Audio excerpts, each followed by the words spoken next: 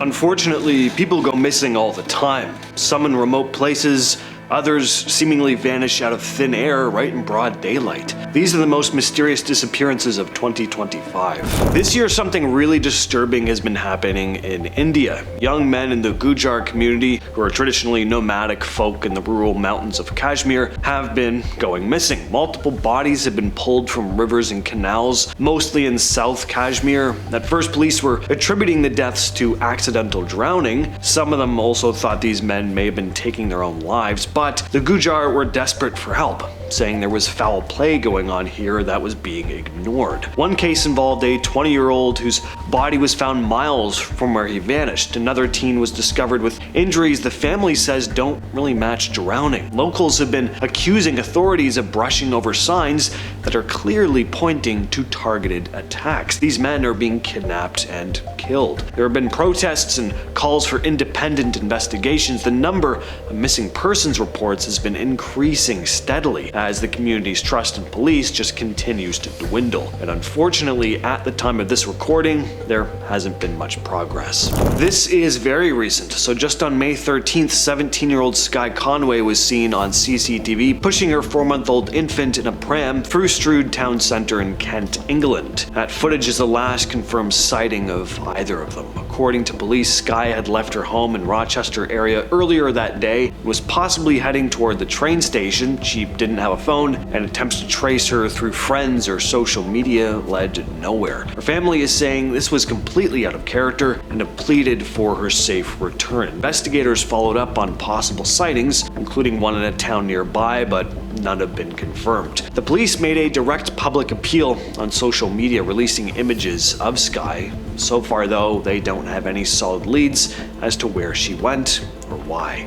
On March 3rd, 2025, 20-year-old college student Sudiksha Konanki traveled to Punta, Cana for spring break with a couple friends, staying at the Rio Republica Hotel. On the morning of March 6th, she was seen drinking at the hotel bar with 5 women and 2 men. Surveillance footage shows the group heading to the beach around 4:15 a.m., with Konanki walking arm in arm with 22-year-old Iowa student Joshua Stephen Ribe. The others eventually left, but she stayed on the beach with Ribe. He later claimed a wave pulled them into the ocean and that while he tried to save her, he lost sight of her. He told investigators he last saw her walking in shallow water, and after vomiting seawater and falling asleep on a beach chair, he assumed that she had left. There's surveillance footage showing him leaving the beach at 8:55 a.m. Konanki hasn't been seen since, though. Her family actually requested that she be declared legally dead, but Dominican law requires a 4-year wait. Ribe was detained and questioned several times before being released on March 18th. He was granted an emergency passport and left the island the next day. No charges have been filed, and Konanki is still missing. Ashley Elkins, a 30-year-old mom of 2 from Warren, Michigan, went missing on January 2nd. She told her family she was running errands that day, but after sending a few strange texts, including one that mentioned a dream her mom had about her taking a truck, her phone was shut off and no one heard from her again. Her car was found 5 days later near her ex-boyfriend DeAndre Booker's apartment in Roseville. Police searched his place and they found a large amount of BL-OOD in the bathroom. DNA tests confirmed it was Ashley's. Booker was arrested on January 8th for lying to police. He was formally charged with first-degree tampering with evidence, mutilation of a body, and hiding a death. Police and volunteers spent over a week searching a landfill for her remains. So far, her body still hasn't been found. This is a very strange case. So police in East London are trying to identify the parents of 3 children who were abandoned over an 8-year period. Each child, one in 2017, another in 2019, and the latest in 2024, was left in a different location. One at a hospital, one at a church, and one in a park. At first, no one made the connection, but after new DNA testing in early 2025, investigators realized that all 3 are siblings. But even with a full DNA profile of the mother, authorities still don't know who she is. There's no birth records, no known relatives, no matches in any national database. Police now believe the parents may have gone to great lengths to stay hidden, possibly living off the grid or using fake names. So they've been going door to door asking for voluntary DNA swabs. They're also worried there might be a fourth sibling out there, or more. There's no clear motive yet, and the police haven't ruled out the possibility of trafficking, but for now they're asking the public for any tips that might help identify the parents or explain why this keeps happening. So Richard Ken Roe disappeared back in 2016.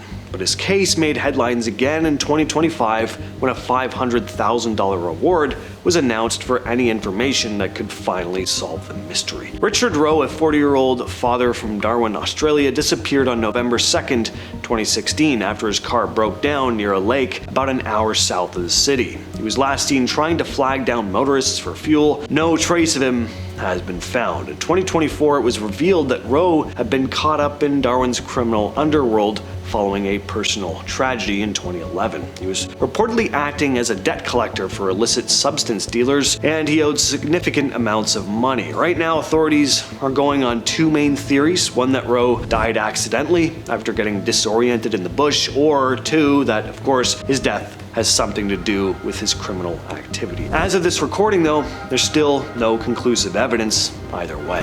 Jakob Jensen, a 41-year-old man from Denmark, has been missing in Thailand since March. He was last seen on March 21st, reportedly in a psychotic state while traveling by bus from Ranong to Bangkok. Jakob had arrived in Thailand in early February and was staying with a friend in Ranong. On March 1st, his friend went with him to Bangkok's main airport, intending for him to return home, but Jakob never boarded the plane. The next day, he sent an email to his mom. There was nothing unusual in the message, but that email is the last they've heard from him. His phone's been off since March 3rd. Somewhere along the line, he ended up back in Ranong and checked into a place called the Palmy House. After causing damage to the property on March 21st, tourist police assisted him onto a bus to Bangkok. He mentioned visiting a friend there, but his family has no idea who this supposed friend could be. Jacob's family reported him missing to Danish authorities in early May. On May 6th, an international missing persons report was issued. The Danish police have requested access to his bank records, which are now under review.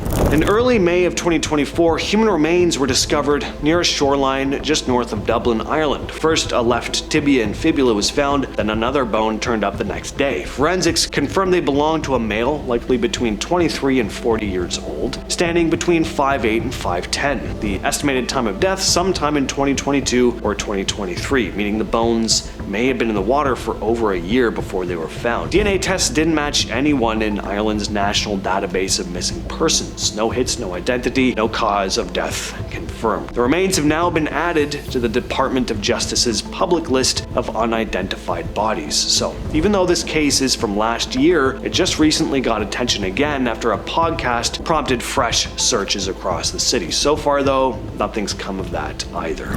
Back in April, 28-year-old Tiffany Slaton from Georgia went on a solo camping trip to California's Sierra Nevada mountains. She was last seen on April 24th at a general store. Her family reported her missing 5 days later after losing contact. Search crews combed through hundreds of miles of wilderness, even bringing in helicopters and dogs, but the water made things tough. A blizzard had dumped fresh snow, covering most of the trails. There was no sign of her for nearly 3 weeks. And then on May 14th, the owner of a remote resort near Lake Edison, Christopher Gutierrez, was checking on one of his cabins when Tiffany came out.